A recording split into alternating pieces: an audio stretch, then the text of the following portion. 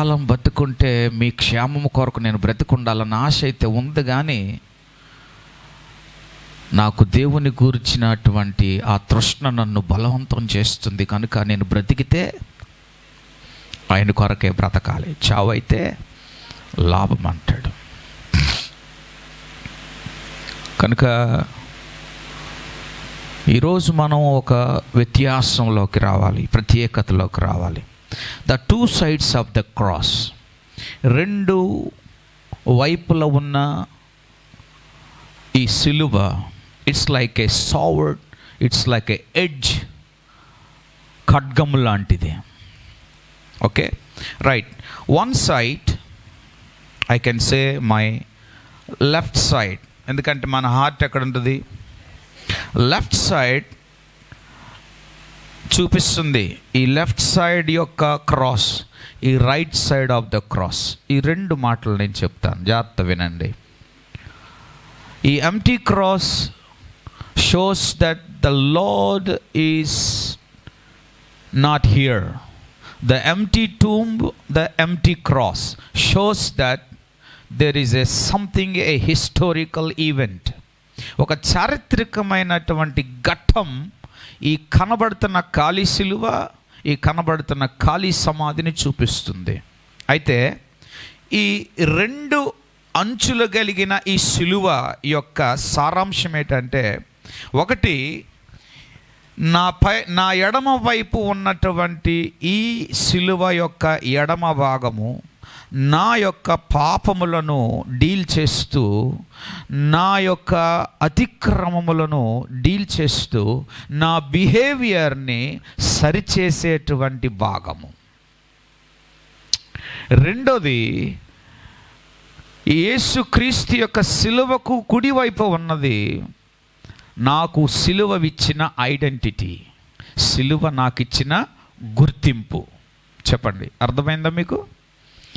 ఎడమవైపు నా పాపముల నిమిత్తమై యేసు ప్రభువారు చేసిన క్రయ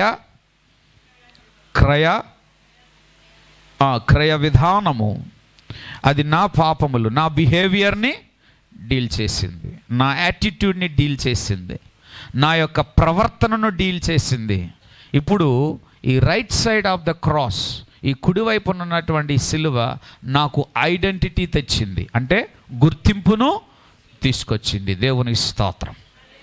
కనుక నా హ్యాండ్స్ నో మోర్, నా చేతులు ఇక, నాకు చేతులు ఇంకా స్వేచ్ఛ లేదు. నా కాళ్ళు కూడా ఏం చేయబడ్డాయి? బంధించబడ్డాయి.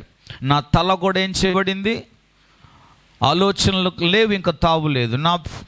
నా ప్రక్కలో ఎముక, నా ప్రక్క భాగము, నా శరీరం అంతా కూడా ఏం చేయబడిందంటే క్రీస్తు యొక్క శరీరములో ఇమిడిపోయింది. దేవుని స్తోత్రం. కనుక ఆయన నామాన్ని బట్టి ఎవరైనా దూషించినప్పుడు, ఆయన నామాన్ని బట్టి ఎవరైనా మిమ్మల్ని నిందించినప్పుడు, రక్షణను బట్టి, యేసును బట్టి, అది గృహములో ఉన్నవారే కానీ, లేకపోతే బయట ఉన్నవారే కానీ, లేకపోతే నీ బంధువులే కానీ, నీ భర్తే కానీ, క్రీస్తును బట్టి నిన్ను దూషిస్తే, విమర్శిస్తే, నీవు సాక్షాత్తు యేసుక్రీస్తు యొక్క సిలువ శ్రమలలో నీవు ఏమైపోతున్నావంటే సింక్ అయిన వాడవు. ఆమేన్, హల్లెలూయా. మన కొరకు ఆయన సిలువ వేయబడ్డాడు, మనము ఆయన కొరకు ఏం చేయబడాలి అంటే పడాలి. ఆమేన్, హల్లెలూయా. రైట్. ఈ ఎడమ భాగంలో ఉన్నది ఏంటంటే నా ప్రవర్తనను డీల్ చేయడానికి, నా యాటిట్యూడ్ని మార్చడానికి, నా యొక్క స్వభావాన్ని మార్చడానికి, నా పాపమును తీయడానికి యేసయ్య ఈ one side of the cross he died. ఒకవైపు యేసుక్రీస్తు వారు ఈ సిలువ పక్కన నా కొరకు చనిపోయాడు, మరొక పక్క నన్ను ఏం చేశాడంటే ఒక ఐడెంటిటీ తీసుకొచ్చాడు. ఆయన చనిపోయి నాకు గుర్తింపు తీసుకొచ్చాడు. కనుక నేనేం చేయాలంటే ఇప్పుడు నేను క్రీస్తు కొరకు జీవించాలి. ఆమేన్. ఆయన నా కొరకు చనిపోతే నేను ఈ వైపు నేనేం చేయాలి? క్రీస్తు కొరకు. అందుకే భక్తుడైన పౌలు అంటాడు, బ్రతుకుట క్రీస్తే. అందరూ చెప్పండి, బ్రతుకుట క్రీస్తే, చావైతే లాభము. ఈరోజు చాలామంది బ్రతకాలనుకుంటున్నారు, కానీ అపవాది వారిని క్యాచ్ చేస్తున్నాడు. మనం ప్రభు కొరకు బ్రతకాలన్నప్పుడు మనము లోకం విషయంలో చచ్చిపోవాలా, అప్పుడు దేవుని కొరకు మనం ఏం చేస్తామంటే బ్రతుకుతాం. ఆమె the two edges of the cross. నన్ను ఎవరు పిలిచారు? నా కొరకు ఆయన ఏం చేశాడు? ప్రాణం ఇచ్చాడు. నా కొరకు ఆయన ఏమిచ్చాడు? ప్రాణం ఇచ్చాడు. కనుక నేనేం చేయాలి? ఆయన కొరకు నేను ఆయనతో నేను పాతి పెట్టబడి నేను మరలా తిరిగి ఆయన కొరకు జీవించాలి. దేవునికి స్తోత్రం కలుగును గాక. హల్లెలూయా, హల్లెలూయా, హల్లెలూయా. రెండవది, ఎడమ వైపున ఆయన నా ప్రవర్తన, నా స్వభావము, నా యొక్క యాటిట్యూడ్, నా బిహేవియర్ మార్చటానికి ఆయన ఏం చేయబడ్డాడంటే అణువణువన సిలువలో ఆయన శ్రమ నొందాడు. అణువణువన ఆయన సిలువలో శ్రమ నొందారు. ఆయన శరీరంలో ఉన్న భాగాలు సుమారు 4,000 కంటే ఎక్కువగా ఉన్నాయి. ఇంజ్యూర్స్ అంటారు, మల్టిపుల్ ఇంజ్యూర్స్. ఓన్లీ బోన్స్ మాత్రమే బ్రేక్ అవ్వలేదు, కానీ ఆయన శరీరం అంతయు కూడా ఏమైందంటే ఇంజ్యూర్ అయింది. You understand? 39 stripes on his back. అంటే రోమా సైనికులు ఒక దేశద్రోహులను, బందిపోటు దొంగలను వారు విధించేటువంటి కొరడా యొక్క శిక్ష ఏంటంటే 1 మారు లేక 2 మార్లు. That's all. ఎందుకంటే వారు కొట్టిన ఆ కొరడ చాలా షార్ప్ అయినది.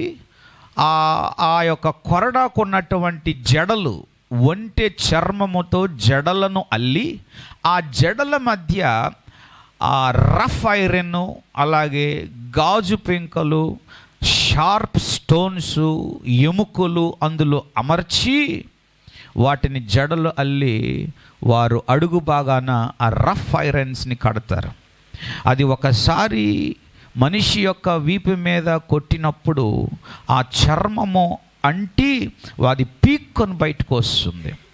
అలాంటి కొరడాలతో యేసు ప్రభు గురించి ప్రత్యేకముగా దానికంటే 2 షార్ప్నెస్ కొరడాలను తయారు చేసి ఆయన కొరకు సిద్ధం చేశారు. 1 కాదు, 2 కాదు. హ్యూమన్ హిస్టరీ చెప్తుంది యేసు ప్రభు వారు పొందిన దెబ్బలోట మనలాంటి సాధారణమైనటువంటి మనుషులమైతే 1 దెబ్బకి పడిపోతాం, 2వ దెబ్బకి స్పృహ తప్పిపోతాం. 1 దెబ్బకి పడిపోతాం, 2వ దెబ్బకి స్పృహ పోతుంది. కానీ యేసయ్య 39 కొరడా దెబ్బలు ఆయన భరించాడు. దేవునికి స్తోత్రం.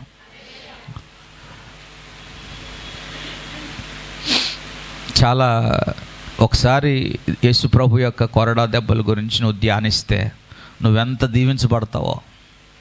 ఎంతసేపు మన బాధలు, ఎంతసేపు మన కష్టాలు. వాళ్ళు ఎలాగన్నారండి, వాళ్ళు ఇలాగన్నారండి, వాళ్ళు అలా చేశారండి, ఇలా చేశారండి, నా బతికెలగైపోయింది, నా బ్రతికెలగైపోతుంది, నేను ఎలా భరించలేకపోతున్నాను, నాకు బాధలు ఇలాగ ఉన్నాయని వీటి కోసం మనం ధ్యానిస్తూ మన యొక్క సమయాన్ని గడుపుతూ ఉన్నాము. మనం శాపంలోనికి వెళ్ళిపోతున్నాం. ఒక్కసారి ఆ నీతిమంతుని యొక్క శ్రమలను ధ్యానిస్తే గొప్ప దీవెన. ఏం చెప్తుంది? నీతిమంతుడిని జ్ఞాపకం చేసుకోవడం ఆశీర్వాదం. ఎవరు నీతిమంతుడు? ఎవరు నీతిమంతుడు? ఓకే, అది కూడా నేను చెప్తాను. ఎవరు నీతిమంతుడు అన్నది కూడా చెప్తాను. రెండోది, ఈ ఈ ఈ ఈ ఈ కుడి వైపున అంటే ద క్రాస్ సెకండ్ సైడ్, 2వ సైడ్ ఏం చేయాలంటే ప్రియులారా, మనము ఆయన కొరకు ఏం చేయాలంటే సిలువ వేయబడాలి. ఆమె ఇందాక బ్రదర్ రామస్ గారు చెప్పినట్లుగా లోకము ఆయనను సిలువ వేస్తే ఆ లోకానికి మనం సిలువ వేయాలి. ఈరోజు చాలామంది అంటారు యేసు ప్రభు బిన్నమినం బిడ్డలు కదా, మీరు ఇందుకు ఇలా చేయకూడదు అంటారు, అలా చేయకూడదు అంటారు, ఇలాగ వెళ్ళకూడదు అంటారు, అలాగ వెళ్ళకూడదు అంటారు, ఇది పెట్టుకోకూడదు అంటారు, అది పెట్టుకోకూడదు అంటారు. ఇవన్నీ లోక మర్యాదలో. యేసయ్య వీటన్నిటిని భరించి సిలువ వేయబడితే మనము ఈ లోకం విషయంలో మనం ఏం చేయాలంటే వాటికి మనం సిలువ వేసేయాలి. ఆమేన్ చెప్దామా? వేటికి సిలువ వేయాలి? ఎవరికి సిలువ వేయాలి? మనం లోకము యేసయ్యకి సిలువ వేస్తే మనము లోకానికి ఏం చేయాలి? సిలువ వేయాలి. సిలువ వేయబడాలి అంటే ఏం చేయబడాలి? మనం అప్పగించబడాలి దేవునికి. అందుకే భక్తుడైన పౌలు అంటాడు, గలతీ రాసిన పత్రిక 2వ అధ్యాయం 20వ వచనంలో, the old man has gone, పాతవి గతించినది సమస్తము నూతనమాయెను. గలతీ 2:20 చదవండి. రోమా 6:6 చదవండి. నేను క్రీస్తుతో కూడా సిలువ వేయబడి ఉన్నాను, ఇంకను జీవించువాడు నేను కాను, క్రీస్తే నా యందు జీవించుచున్నాడు. హల్లెలూయా చెప్దామండి. హల్లెలూయా. ఎవరు జీవిస్తున్నారు? ఈ సైడ్ ఎవరు జీవించాలి? ఆయన నా కొరకు సిలువ వేయబడితే నేను ఆయన కొరకు ఏం చేయబడాలి? క్రీస్తు కొరకు సిలువ వేయబడాలి. దేవుని స్తోత్రం. ఇందాక ఒక పాట మనం పాడుకున్నాం, నోరు తెరవలేదు బదులు. అది క్రిస్టియన్ లైఫ్, అది క్రీస్తు నేర్పిన బోధ. ఈరోజు లోకానికి యేసుక్రీస్తు వారు బోధించే బోధ ఇదే. ఈరోజు చాలామంది క్రైస్తవులు కదా, వారు తిరగబడలేరు, వారు మాట్లాడలేరు, వారికి తిరుగుబాటు చేయడం రాదు, వారికి ఫైట్ చేయడం రాదు, ఏది చెప్పినా సరే వారు మౌనంగా ఉంటారు అని ఈరోజు లోకమంతా కూడా అర్థమైపోయింది. అందువలన ఈరోజు క్రీస్తు విరోధులు ఈరోజు క్రీస్తుని నమ్మిన వారిని విరోధంగా వారు మాట్లాడుతున్నారు.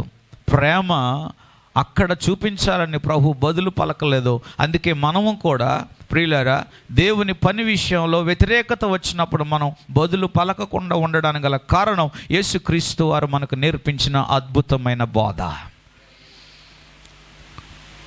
మనము ఉప్పు కారాలు తినేటువంటి శరీరమే మనది కూడా. కోపాలు, తాపాలు, రోషాలు, పౌరుషాలు ఉండేదే. కానీ ఇవన్నీ కూడా యేసు ప్రభుతో పాటు ఏం చేయబడ్డాయి? భక్తుడైన పౌలు అంటాడు, నేను క్రీస్తుతో పాటు ఏం చేయబడ్డాను? ఈ వాజ్ ఏ వెరీ విప్లవాత్మకమైనటువంటి ఒక గొప్ప ఫైటర్. క్రిస్టియన్ ఎరాలో, ఆసియా ఖండంలో క్రిస్టియన్ ఎరాలో ఈ was one of the good fighter. Paul గారు ఫైటర్. అనేక మందికి యుద్ధం నేర్పాడు, కత్తి తెప్పడం నేర్పాడు. యూదా మతంలో అనేక మందిని గూఢచారులను తయారు చేశాడు, ఉగ్రవాదులను తయారు చేశాడు. యూదా మతంలో అనేక మందిని ముట్టడించాడు, చంపాడు. ఆఖరికి ప్రభు దర్శించినప్పుడు ఆయన రూపం మారిపోయింది, ఆయన మనసు మారిపోయింది, ఆయన హృదయం మారిపోయింది, అంధుడైపోయాడు. అయ్యా నువ్వు ఎవరివయ్యా అన్నప్పుడు, ఇదిగో నీవు నన్ను హింసించుచున్న దేవుడిని, దేవుడి స్వరం విన్న తర్వాత కంప్లీట్గా ఆయన ఏమో చేయబడ్డాడంటే కత్తి తిప్పడం అంతా సమాధి చేయబడిపోయింది. ఫైట్ చేసేది రోషం, పౌరుషం, కోపం, ఇదంతా కూడా యేసు ప్రభు గురించి సిలువ వేయబడ్డాడు. ఆమేన్.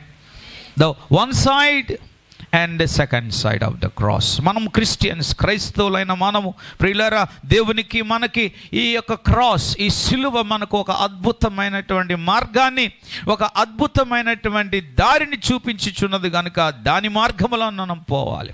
యేసుక్రీస్తు వారు ఆ సిలువలో వేలాడుచి ఈ లోకానికి ఇచ్చే సందేశం అదే. ఏ పాపం చేశాడు ఆయన?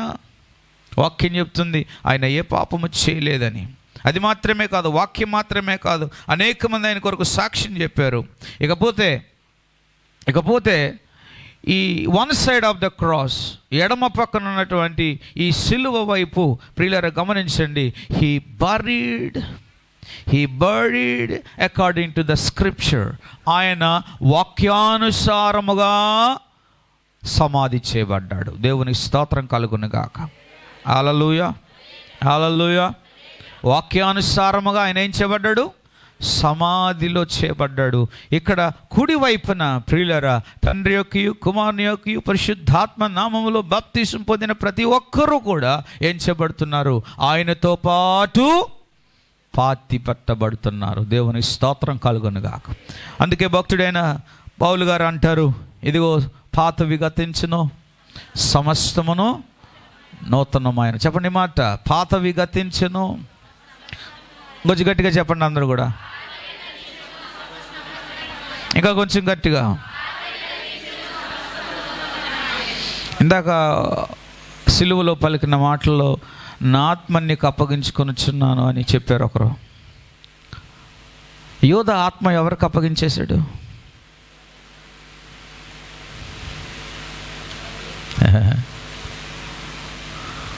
సంసోను తన ఆత్మను ఎవరికి అప్పగించేశాడు?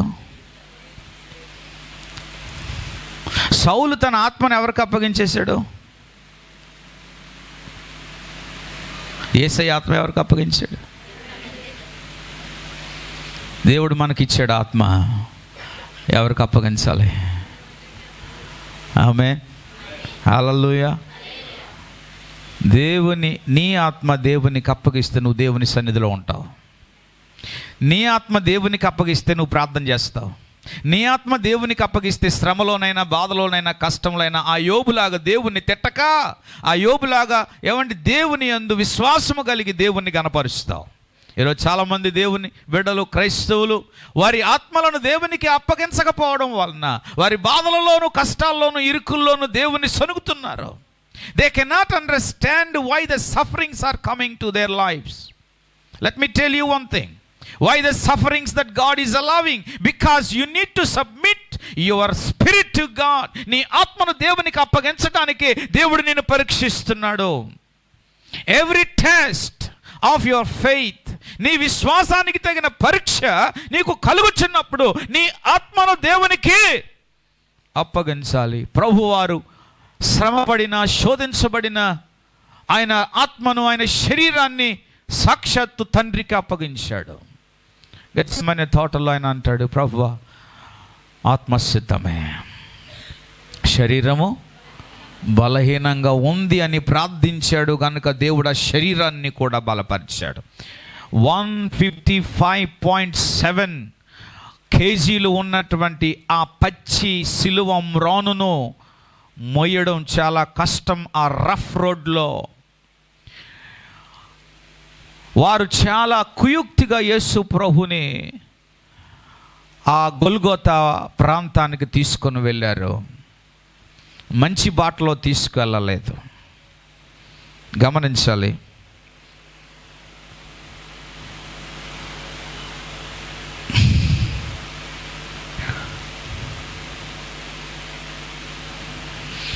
యేసయ్య సిలువలో వేలాడుతూ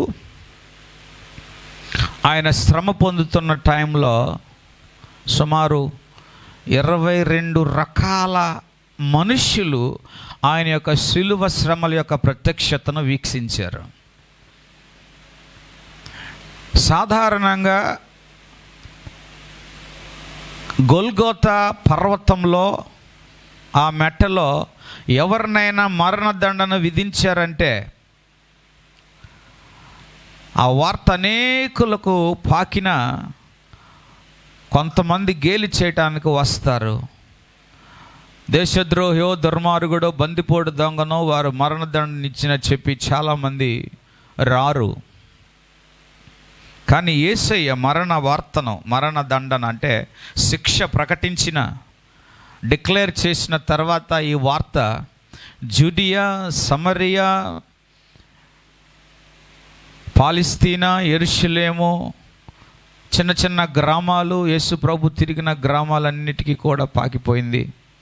మనుషులు ఎలా వచ్చారు, ఏ విధంగా వచ్చారు? బాధతో వచ్చారు, వేదనతో వచ్చారు. ఆ పర్వతం దగ్గరికి వేదనతో వచ్చారు. ఏం జరుగుతుందో చూద్దామని. ఆ సిలువ దగ్గర, ఆ సిలువ ఆయన శ్రమకు ప్రత్యక్ష సాక్షులుగా 22 రకాల మనుషులు అక్కడ కనబడడం బైబిల్ గ్రంథం మనకి రికార్డ్ చేస్తూ ఉంది. మీరు ఇంటికెళ్ళి చదవచ్చు. అది ఏ విధంగా అంటే మార్కు 15వ అధ్యాయంలో, 23వ అధ్యాయం, యోహాను 19వ అధ్యాయంలో మనకు కనబడుతుంది. అక్కడికి వచ్చినటువంటి వారిలో మొట్టమొదటిగా యేసు తల్లి, రెండవదిగా మగ్దలేనే మరియా, మూడవది చిన్న యాకోబు తల్లి మరియా, ఆ తర్వాత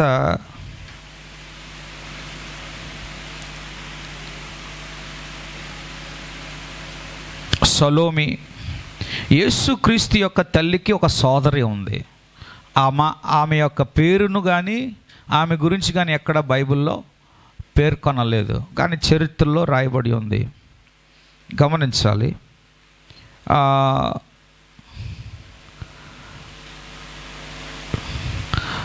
ఇంకొక మరియా పేరు క్లోపా ప్రాక్యూ. సలోమి, ఈ జెబెదయి కుమారుల తాలూకా కుమారుల యొక్క యాకోబు యొక్క తల్లి. తర్వాత యెరూషలేము కుమార్తెలు, గలిలయ నుండి వచ్చిన స్త్రీలు, తర్వాత జూడియా, సమరయ, యెరూషలేము, మిగతా ప్రాంతాల నుండి వచ్చినటువంటి స్త్రీలు. చరిత్ర చెబుతుంది చాలామంది స్త్రీలు, వారిని బ్రాకెట్లో ఏం రాయబడిందంటే రోదించిన స్త్రీలు. చెప్పండమాట, రోదించడం అంటే విలపించే స్త్రీలు. తర్వాత రోమా శతాధిపతి, 10వదిగా రోమా శతాధిపతి. శతాధిపతి అంటే 6,000 మంది సైన్యానికి ఒక అధికారి, ఆయన కింద ఒక సేన ఉంటాడు. ఈ శతాధిపతి ఎక్కడికి వెళ్ళినా ఈ 6,000 సైన్యము తప్పనిసరిగా ఫాలో అవ్వాలి. ఎందుకంటే ఆ కాలంలో రోమా ప్రభుత్వాన్ని పడగొట్టడానికి కొన్ని ఫ్యాక్షన్స్ తయారయ్యాయి. For example, one of the faction leader ఎవరంటే బరబ్బా. ఆ బరబ్బాతో చేరినటువంటి ఈ ఇద్దరు దొంగలే డిస్మాస్ అండ్ గ్రిస్మాస్. డిస్మాస్ అనగా ఉదయించిన సూర్యుడని, గ్రిస్మాస్ అంటే అస్తమించిన సూర్యుడని. ఈ శతాధిపతి అంటే ఎన్ని వేల మంది వచ్చాడు సైనికులతో అంటే ఆ కల్వరి గుట్ట నిండా మనుషులే ఉన్నారు. ఇకపోతే ఈ సిలువ వేయబడిన 2 నేరస్తులు అక్కడే ఉన్నారు. యేసును ప్రేమించిన శిష్యుడు యోహాన్ అక్కడే ఉన్నాడు. సన్హెడ్రిన్ సభ్యుడైనటువంటి నికోదేము అక్కడే ఉన్నాడు. అలాగే ఇంకొక సన్హెడ్రిన్ సభ్యుడు ఎవరంటే అరిమతాయ యోసేపు అక్కడే ఉన్నాడు. ఈయనే యేసు ప్రభు యొక్క శరీరాన్ని పర్మిషన్ అడిగి ఆయన తీసుకుని వెళ్ళి సమాధిలో నారబట్టలతో చుట్టింది. ఈయన కూడా సన్హెడ్రిన్ అనగా యూదులకు పార్లమెంట్లో ఉన్నటువంటి సభ్యుడు అనమాట, నికోదేముతో పాటు కొలిక్. అలాగే అక్కడ ఉన్నటువంటి ప్రధాన యాజకులు మరియు యూదా పెద్దలు. 16వది శాస్త్రులు, పరిసయ్యులు. 17వది కురేనీయుడైనటువంటి సీమోను. 16 మార్కు. 19 పక్కలో పొడిచిన ఎవడాడు లుంబియా సెంచూరియన్ అనేటువంటి ఒక ఆఫ్రికన్ సోల్జర్ ఈ రోమా సైన్యంలో పనిచేస్తున్నాడు. ఆ తర్వాత యేసు ప్రభుకి చేదు చిరకను అందించినటువంటి వారు, అలాగే యేసుకు పరిచయస్తులు. ఫర్ ఎగ్జాంపుల్ 10 మంది కుష్ఠరోగులు ఆ కృతజ్ఞత చెప్పుకోవడానికి అప్పుడు రాలేదు, కానీ యేసు ప్రభు వారు సిలువ వేయబడుతున్నప్పుడు వచ్చారు. అలాగే యేసుక్రీస్తు ద్వారా లబ్ధి పొందినవారు, స్వస్థతలు పొందినవారు, మహత్కార్యాలు పొందినవారు అందరూ కూడా ఆ 5 రొట్టెలు 2 చిన్న చేపలు 5,000 మంది తినగా ఇంకా మిగిలిన గంపలు ఎన్నో ఉన్నాయి. చరిత్ర చెప్తుంది సుమారు ఇంచుమించు పురుషులు మాత్రం 5,000, ఇంకా చాలామంది 60,000 మంది అక్కడికి వచ్చారు. యేసు ప్రభు ద్వారా బోధనలు పొందినవారు, అన్నీ పొందినవారు. గమనించాలి. ఆ తర్వాత యేసుకు పరిచయస్తులు వీళ్ళందరూ సీక్రెట్ డిసైపుల్స్. ఫర్ ఎగ్జాంపుల్ ఈ సీక్రెట్ డిసైపుల్స్లో తెర వెనక పనిచేసిన వారు ఎవరంటే, ఒక వ్యక్తి కడవ పట్టుకొని వెళ్తాడు, ఆ వ్యక్తి లోపలికి వెళ్ళగానే మీరు లోపలికి వెళ్ళండి, ఈ స్థలము ప్రభువుకు కావాలి, రాత్రికి పస్కా చేయనే ఉన్నాడు, పండగ సిద్ధపరచండి అని చెప్పినటువంటి వ్యక్తి. గాడిదని తోలుకొచ్చినటువంటి 2 శిష్యులు. ఇలాగా కొంతమంది రహస్యమైన శిష్యులు ఉన్నారు. వెరోనిక అనేటువంటి ఒక శిష్యురాలు, జక్కయ్య, ఇంకా చాలామంది సీక్రెట్ శిష్యులు యేసు ప్రభుకు ఉన్నారు. ఆ రాళ్ళ చేత కొట్టబడినటువంటి, తప్పించబడినటువంటి ఆ స్త్రీ, ఇంకా చాలామంది అక్కడికి వచ్చారు. ఇకపోతే ఆ కాలంలో బాటసారులు ప్రయాణం చేసే బాటసారులు ఇక్కడ ఏదో జరుగుతుందని చెప్పి ఆ చుట్టుపక్కల నైబరింగ్ కంట్రీస్ నుండి వచ్చిన వారు, ఆ బాటసారులు అందరూ కూడా ఆ గొల్గొతా మెట్టకు వచ్చారు. సుమారు 22 రకాల మంది మనుషులు ప్రత్యక్ష సాక్షులు యేసు ప్రభు వారి యొక్క శిలువ శ్రమలకు. నేను ఒక్కోసారి అనిపిస్తూ ఉంటుంది, ఇన్ని ఇల్లీగల్గా విచారించారు, ఇల్లీగల్గా చంపేస్తారేమో, కానీ లేఖనాలు నెరవేర్చబడు నిమిత్తము ఒక బలి పశువు అనేకులు చూచుచున్నట్లుగా, ఆ మందసముకు మధ్యలో వధించబడినట్లుగా, ఆ యొక్క మందసాన్ని కట్టి వధించబడినట్లుగా యేసయ్య ఆ శిలువకు కట్టబడి ఆకాశమునకును భూమికి మధ్య ఆయన ఒక బలి పశువుగా వేలాడి మనందరి పాప విషయములే పాప పరిహార్థ బలిని అని అర్పించాడు. అది తండ్రి చూడాలా, మనుషులందరూ చూడాలా, గమనించాలి. Left side and right side, సిలువకు కుడి భాగము ఎడమ భాగం. కుడి భాగము ఐడెంటిటీ, ఎడమ భాగము నా బిహేవియర్ని డీల్ చేసిన, నా ప్రవర్తనను డీల్ చేసిన, క్రయధనము చేసిన పరిస్థితి ప్రభువారు. నా పాపముల నిమిత్తమే ఆయన చనిపోయాడు, ఇక్కడ నాకు గుర్తింపిచ్చాడు, నేను ఆయన కొరకు సిద్ధమే. దేవుని స్తోత్రం కలుగునుగాక. యేసుక్రీస్తుని 6 సార్లు విచారించారు. ఈ 6 సార్లు కూడా బదులు పలకలేదు. రికార్డ్ ఏం చెప్తుందంటే 6 సార్లు బదులు పలకలేదు, కానీ ఒక్కసారే ఒక మాట అన్నాడు, నీవన్నట్టే.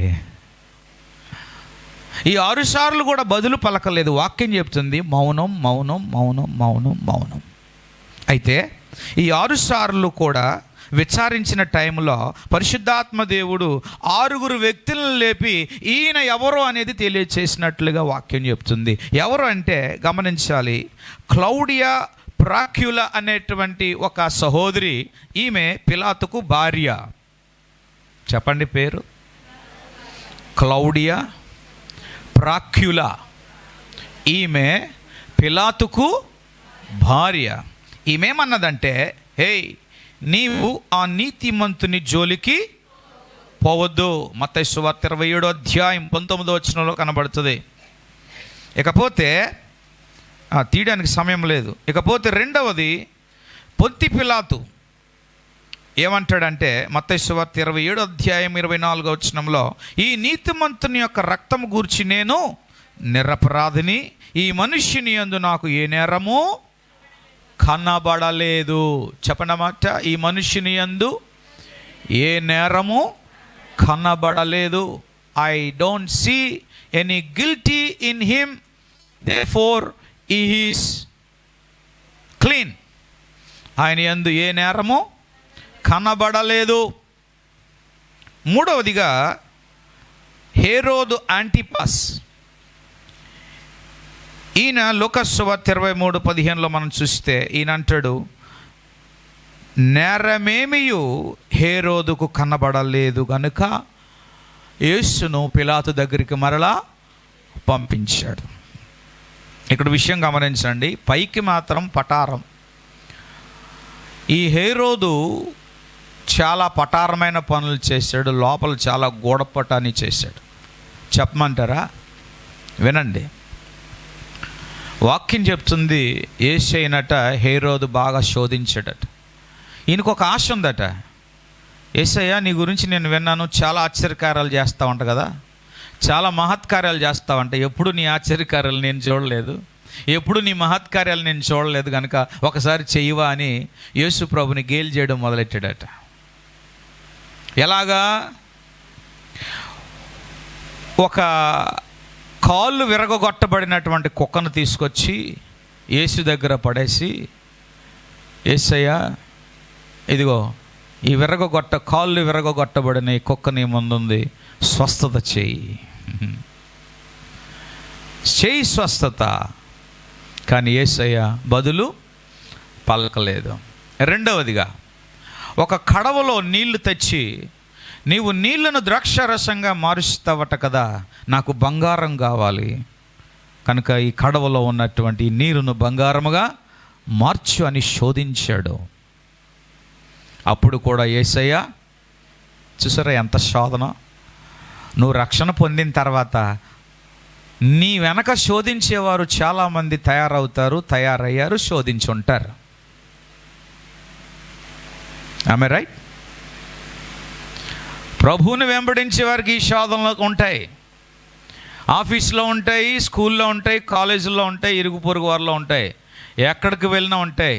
ఈరోజు చాలామంది దేవుని బిడ్డలు ప్రభువుని నమ్ముకున్న తర్వాత ఈ శోధనల్ని, టార్చర్ తట్టుకోలేకే వారికి రాజీ అయిపోతున్నారు. ఎక్కడ రాజీ అయిపోతున్నారు? ప్రభువు నమ్ముకున్న వారికి ఎందుకు రాజీ అవుతున్నారంటే, అమ్మో నేను వారికి రాజీ పడకపోతే నన్ను ఆడేసుకుంటారు ఒక ఆట. భర్త చచ్చిపోయిన ముండలాగా నువ్వేంటి ఎలా కనబడుతున్నావు, ఆ మాట నేను తట్టుకోలేను కనుక నేనేం పెట్టుకోవాలి? ఈరోజు ఎంత నీచ సాంప్రదాయాలు ఉన్నాయి. ఆ విధంగా చేశారు. భర్త చచ్చిపోయిన ఆవిడ ఎదురొస్తే వెనక్కి వెళ్ళిపోవడం, శుభకార్యాలకి పిలవకపోవడం, కుటుంబంలో ఏ ప్రోగ్రాం అయినా కడమగా ఉంచడం, ఇది కదా నేచాచారాలు. ఎక్కడి నుండి వచ్చేవి? ఎవరు నేర్పారు? ఈ లోక మర్యాదలు. గమనించాలి. యేసు నమ్ముకున్నా, యేసును వెంబడించినా, యేసు గురించి ప్రకటించినా లోకములో ఈ శోధనలు తప్పవు. కనుక యేసయ్య మనవలే శోధించబడ్డాడు, మనకంటే దారుణంగా శోధించబడ్డాడు. ఏ విధంగా టార్చర్ చేశాడు హేరోదు? చెప్పండి, ఏ విధంగా టార్చర్ చేశాడు?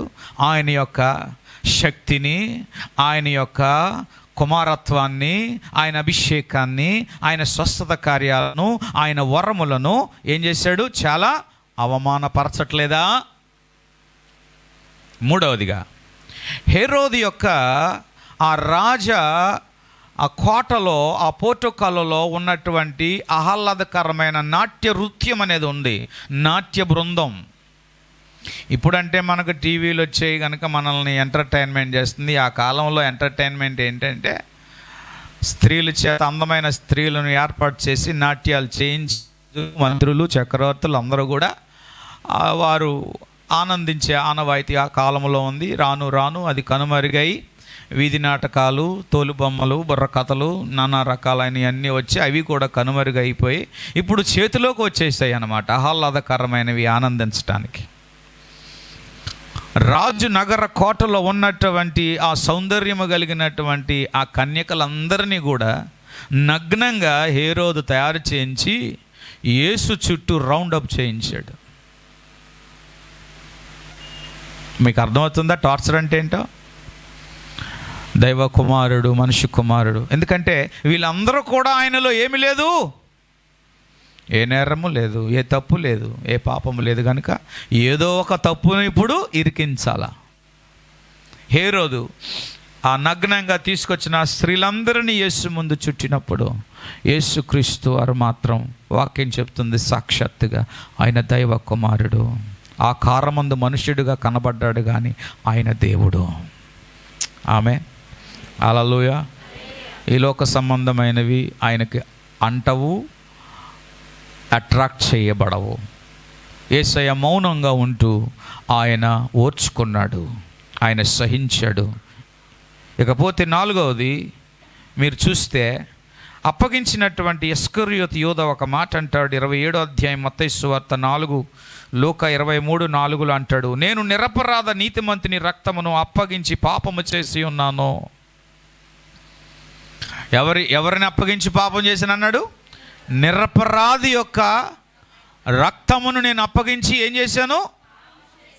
యూదా కూడా స్టేట్మెంట్ ఇస్తున్నాడు, ఆయన నిరపరాధి అంటే ఆయన నీతిమంతుడు. ఇకపోతే కుడివైపున దొంగ డిస్మస్, ఆయన ఒక అద్భుతమైన స్టేట్మెంట్ చెప్తాడు. ఏంటంటే, ఈయన ఏ తప్పిదము, లూకా సువార్త 23వ అధ్యాయం 44, ఈయన ఏ తప్పిదము చేయలేదు. ప్రియులారా గమనించాలి, ప్రభువుని ఇప్పుడు వెలివేస్తున్నారు, దూషిస్తున్నారు, అపహాసిస్తున్నారు, వాట్ నాట్, ఏదైనా చేయటానికి వెనకాడట్లేదు, ఏదైనా. కానీ ఆయనలో ఏముంది? తప్పు ఏమైనా ఉందా? నేరం ఏమైనా ఉందా? ఆయన ఏమైనా బల్లం పట్టుకొని పొడవడానికి అనుకుంటున్నాడా? లేకపోతే ఎవరినైనా హతం చేస్తాడా? ఉగ్రవాదుల చేతుల్లోనే కత్తులు బల్యాలు ఉంటాయి, గన్నులు ఉంటాయి, అంతేనా? కత్తులు ఉంటాయి, బల్యాలు ఉంటాయి. చెప్పండి, 5-6 నాలుకలు ఉంటాయి, 5-6 చేతులు ఉంటాయి, అవునా కాదా? వీళ్ళెవరు? ఉగ్రవాదులు, దుష్టులు. ఈరోజు చంపేవాడు దేవుడని చెప్తున్నారు, రక్షించేవాడు దేవుడు కాదని చెప్తున్నారు. కానీ నా బైబిల్ చెప్తుంది రక్షించేవాడు దేవుడు. హల్లెలూయా. క్షమించేవాడే దేవుడు, ప్రతీకారము తీర్చుకునేవాడు దేవుడు కానే కాదో. దేవుళ్ళలో ఒక దేవుడు మా దేవుడు కాదు.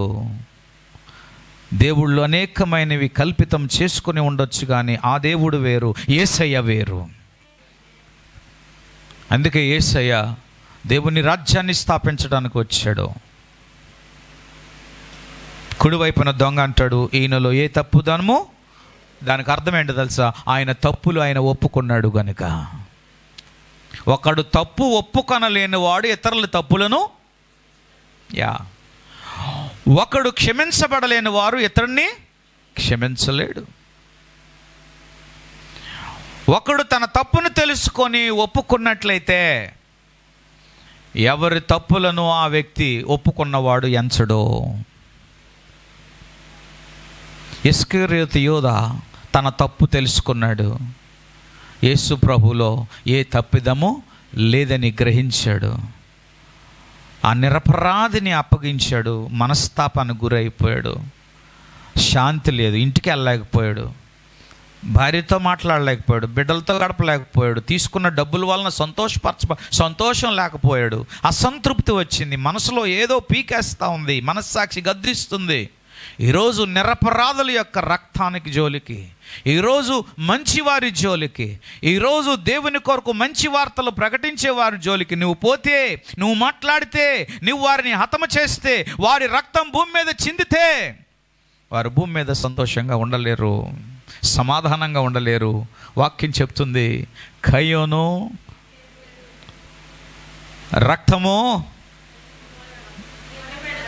రక్తము మొర్ర పెట్టుచున్నది కదా. ఈరోజు అనేక మంది దేవుని బిడ్డల యొక్క రక్తము, భూమి మీద చిందించబడిన రక్తము మొర్ర పెట్టుచున్నందుకే నా దేవుడు తన కృపను ఈ లోకములో ఉంచుతున్నాడు. ఆ యొక్క రక్తము ఈ లోకము నుండి మొర్ర పెట్టుచున్నది గనుక కొంతమంది దేవుని చేత హతసాక్షులైనటువంటి వారు దేవుని యొక్క సన్నిధికి వెళ్ళి పరదేశంలో ఉన్నప్పుడట దేవుని యొక్క సింహాసనం కింద నుండట గోల వినబడుతుందట. అయ్యా మమ్మల్ని అలా చేశారు, ఇలా చేశారు, మమ్మల్ని ఎలా నరికారు, మేము ఎలా చంపబడ్డాం, అలా చంపబడ్డామని. ఇక్కడ రక్తం మొరపెట్టడం కాదు, అక్కడ ఆత్మలు కూడా దేవునికి ప్రభు అంటాడంట, సమయము, దెర్ ఈజ్ ఎ టైం, సమయము నా సమయం, ఇంకనూ వెయిట్ చేయండి. There is a time for everything. దేవుడు తగిన కాలమందు ఆయన ఫలం ఇచ్చేవాడై ఉన్నాడు. అందువలన అపవాది ఏం చేస్తాడంటే రెచ్చగొట్టేవాడు. అవ్వమ్మను రెచ్చగొట్టాడు, యోధాను రెచ్చగొట్టాడు, సంసోను రెచ్చగొట్టాడు. ఈరోజు మనుషులను అపవాది రెచ్చగొడుతున్నాడు. ఇక 6వది మనం అక్కడ చూస్తే, 6వ వాడు రోమా శతాధిపతి ఏమంటాడో తెలుసా? ఈ రోమా శతాధిపతి ఏమంటాడో తెలుసా?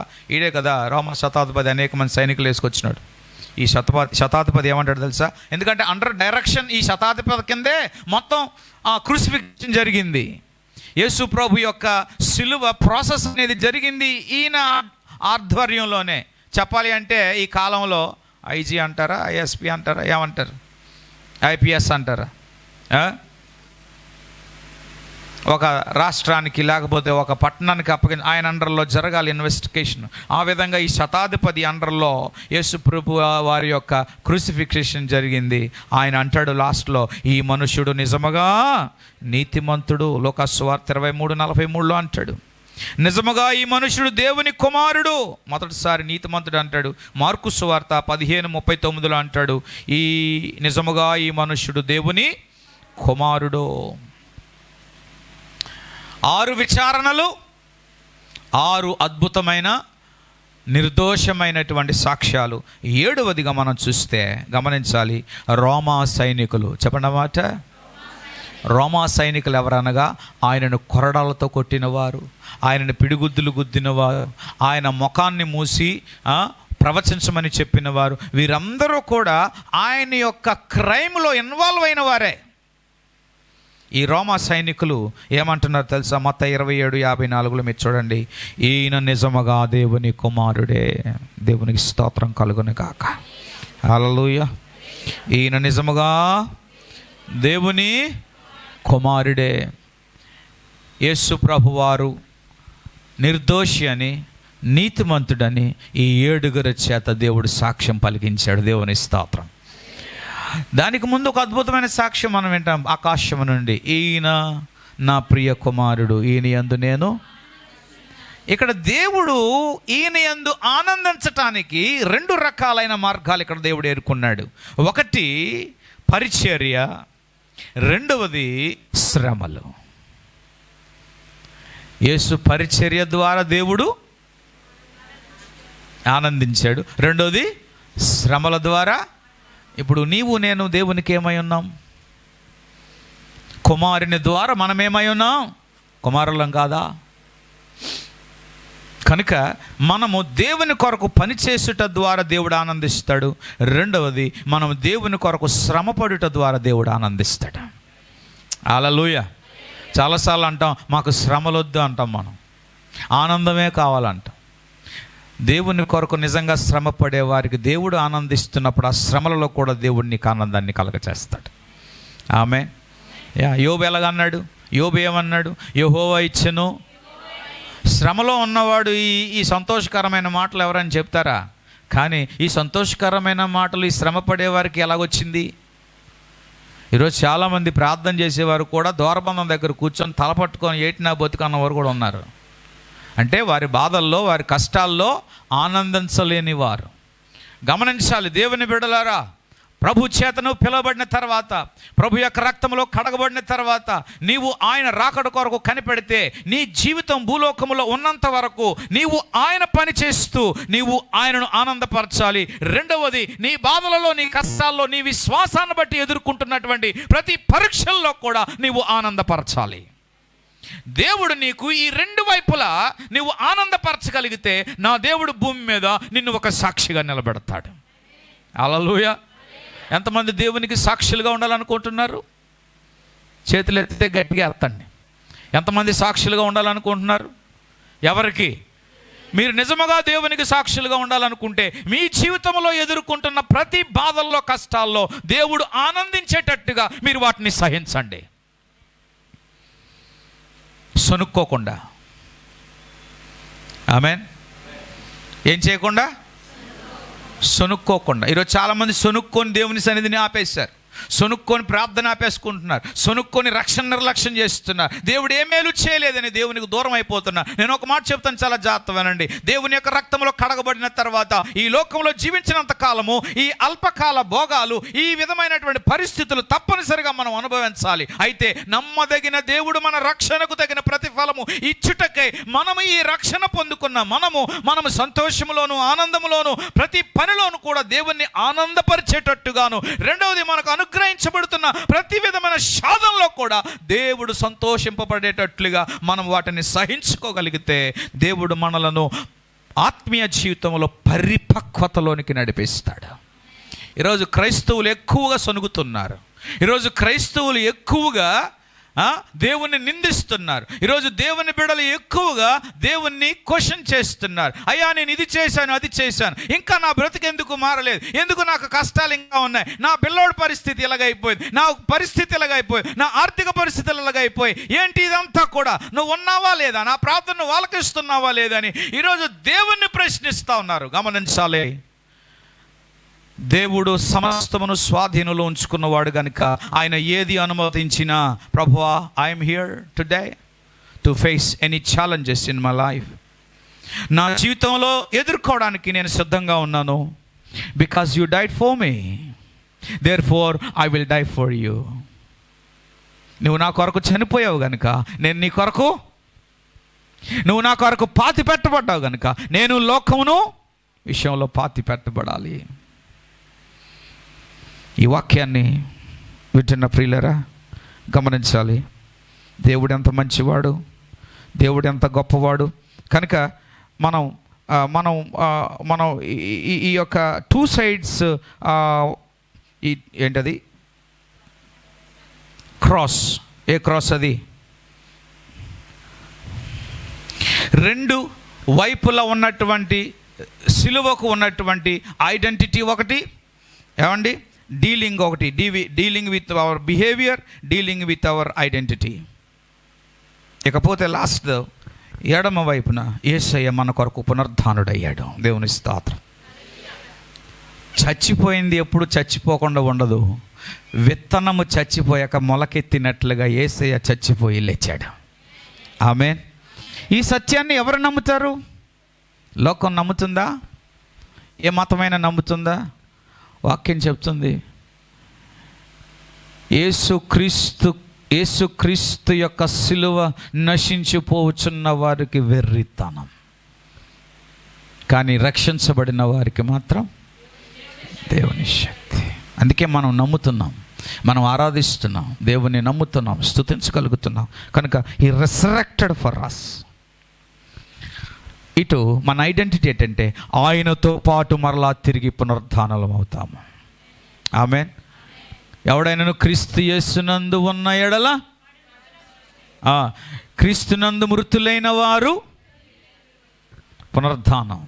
చూడండి, పునరుద్ధానం, ఆయన మూలంగా మనకు పునరుద్ధానం. So the two sides of the cross we have to carry, dealing with since and dealing with my identity. ఆయన నా పాపముల నిమిత్తము, రెండవది నాకు ఒక గొప్ప గుర్తింపు ఇచ్చాడు. సో ఈ రెండిటికి కేంద్ర బిందువు ఎవరు? సిలువలో వేలాడిన యేసయ్య. దేవుని స్తోత్రం. The black cross, red cross, white cross, ఇవన్నీ కూడా శాపములన్నీ కూడా యేసయ్య అక్కడ భరించాడు. పాపమునకు జీతము మరణము, ఆ మరణపు ముళ్ళును దేవుడు విరిచేశాడు. So we have only one death, not two deaths. మనకు ఒకటే మరణం ఉంది, మరణపు ముళ్ళును విరిచిన దేవుడు. మనకు ఒకటే మరణం, అది శారీరకమైన మరణం. ఆమె మనకు నిత్య మరణము లేదు. So good Friday, why it is a good Friday? Because, ఎందుకంటే యుగాలుగా తరతరాలుగా మనుష్యుడు బలులు, అర్పణలు, గోవులు, మేకలు భగవంతుడికి పాపం పోవాలని అర్పించుచున్నటువంటి ఆ యొక్క ప్రక్రియ తొలగించబడి మానవులందరి కొరకు ఒక్కసారి ప్రభు బలి పశువు అయ్యాడు. Amen. That is why the Good Friday చీకటి నుండి వెలుగులోనికి నడిపించాడు, మనకు ఒక గొప్ప ఐడెంటిటీ ఇచ్చాడు. ఈరోజు చాలామందిలో మీరు చూడండి, మనుషుల యొక్క ఐడెంటిటీ, నువ్వు క్రిస్టియన్ అంటే ఒక ఐడెంటిటీ, స్పెషల్ ఐడెంటిటీ, ప్రత్యేకమైన గుర్తింపు. ప్రియులారా, నీ క్రిస్టియన్ అంటే చాలా అపవాది గుండె లబ్దబ్ కొట్టుకుంటుంది. అందుకే ఆ గుండె లబ్దబ్ కొట్టుకోవడం వల్లనే ఏ శాఖల్లో అవకాశం అవ్వట్లేదు, కాలేజీలో అవకాశం అవ్వట్లేదు, స్కూల్లో అవకాశం అవ్వట్లేదు. Because we are Christians. మనం ప్రత్యేకపరచబడిన వారు. ఎందుకంటే భక్తుడైన పౌలు చెప్పినట్లుగా మన పౌరస్థితి. ఆమేన్. హల్లెలూయా చెప్దామండి. Hallelujah, hallelujah. Left side dealing with our behaviour, sins, and right side it's dealing with our identity. మన ఐడెంటిటీ ఏంటి? మన ఐడెంటిటీ ఏంటి చెప్పండి? మన గుర్తింపేటి? సిలువ. ఆమేన్. సిలువే నా శరణం ఆయనూరా. సిలువ నా శరణమైపోయింది. దేవుని స్తోత్రం కలుగునుగాక. హల్లెలూయా. ఆమేన్. ఇప్పుడు మన ఐడెంటిటీ ప్రభు. ఆయన పాతి పెట్టబడ్డాడు, మనము లేపబడ్డాం. మనము కూడా లోకానుసారంగా పాతిపెట్టాం. ఆయన సిలువ వేయబడ్డాడు, ఈ లోకానికి మనం సిలువ వేయాలి.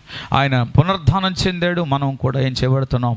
పునరుద్ధానం చేయబడుతున్నాం. ప్రియులారా, ఈ మాటల ద్వారా దేవుడు, పరిశుద్ధాత్మ దేవుడు మనల్ని దీవించి ఆస్వాదించును గాక.